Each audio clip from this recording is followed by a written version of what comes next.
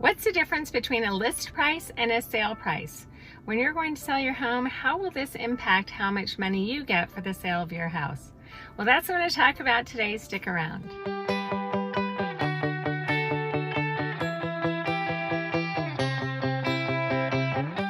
Hi, I'm Annie Baker. I'm a realtor here in Silicon Valley, and so I know how important it is to know the difference between what you list your house for versus what you want to get for the actual sale. It can be a drastic difference in terms of the money you walk with. I'm going to talk about 3 things that really you need to pay significant attention to, and more importantly, your realtor does, so make sure they're following these rules. But number 1, in our area, it is crucial to list the house under where you want it to sell for. So less than what you want to get. And I know that's really hard. It's super scary. Believe me, I've sold houses here and I know, gosh, I really want to hit this price. This is the equity I want to be able to walk away with after all my costs of selling and paying my mortgage back. And so I really want to hit this number. So it can be a little bit scary. But what I do know is when sellers don't trust me, when I say you have to list under what you want, and if they try and list where they think it should sell for or even over that, honest to God, I saw one family lose over $200,000. $200,000. I told them, I walked away. I said, I'm not going to list at this price. You're going to be mad at me. It's going to be my fault. And you're going to be so upset. But they said, no, Annie, you just got, it's okay. We know actually there was 4 siblings. And long story short, they ended up losing $200,000 because we listed way too high. So that was really hard for me. So what do I mean by listing it under? The buyers here in the Bay Area in Silicon Valley expect to pay over the list price. It is what it is. It's just the trend that started years ago. I have no idea why, but you have to list it under. So buyers will see a list price, they'll go to your house, and they know that they're going to have to pay over what that list price is. So to make sure you list it under where it should sell for.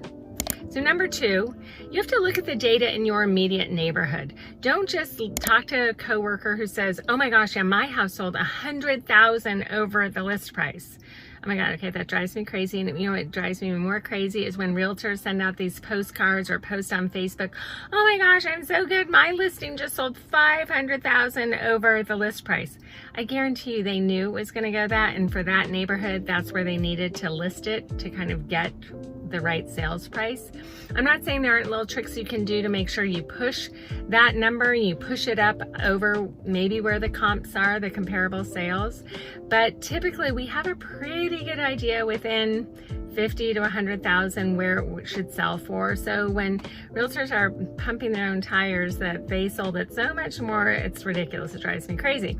So when you look at a certain neighborhood, maybe let's just use $1.5 million as the typical sale price, with given in a little bit of a range.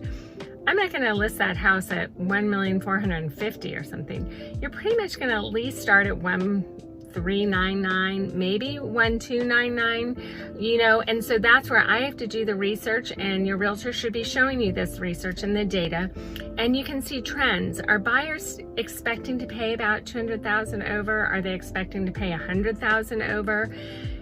The numbers don't lie, data doesn't lie. So when we look at price per square foot, kind of amenities, whether it's upgraded or not, buyers are going to pay what the going rate is for housing here.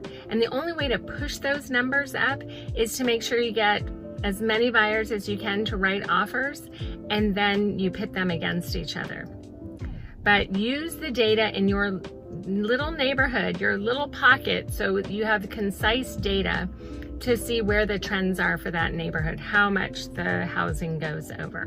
Number 3, get the emotions of the buyers involved. What I mean by that is, let's again use $1.5 million as kind of the going rate in your neighborhood, but yours is actually even more upgraded than some of the recent sales, or maybe even there's one on the market and yours is even better. And let's say most people are listing around 1.399, so buyers are expecting to go around 100,000 over, maybe 1,375, whatever. Let's be different. let's stand out from the crowd and maybe list at 1,325, maybe 1,299. Again, based on the data, I can kind of guide for your specific situation.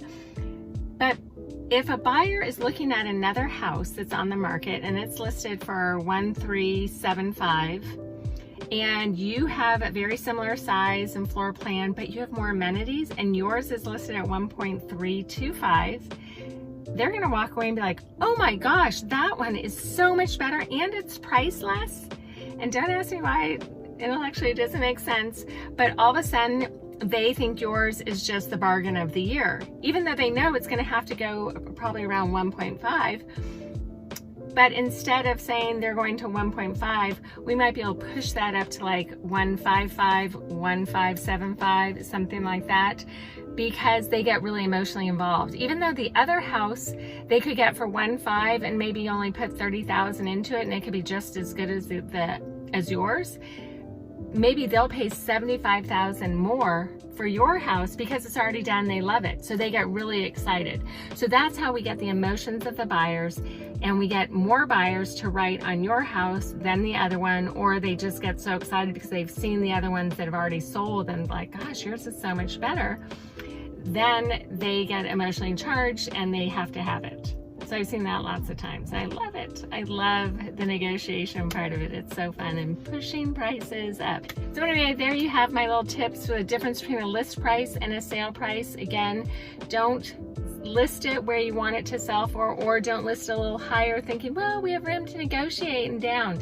It's a kiss of death, and you will have to negotiate way down because buyers, they won't even write the offer. I've been with the buyers who say, well, it's priced too high, and I'll just wait till they lower the price. And you know, that drives me crazy too. But anyway, I'm Annie. If you have any real estate questions, please don't hesitate to reach out anytime.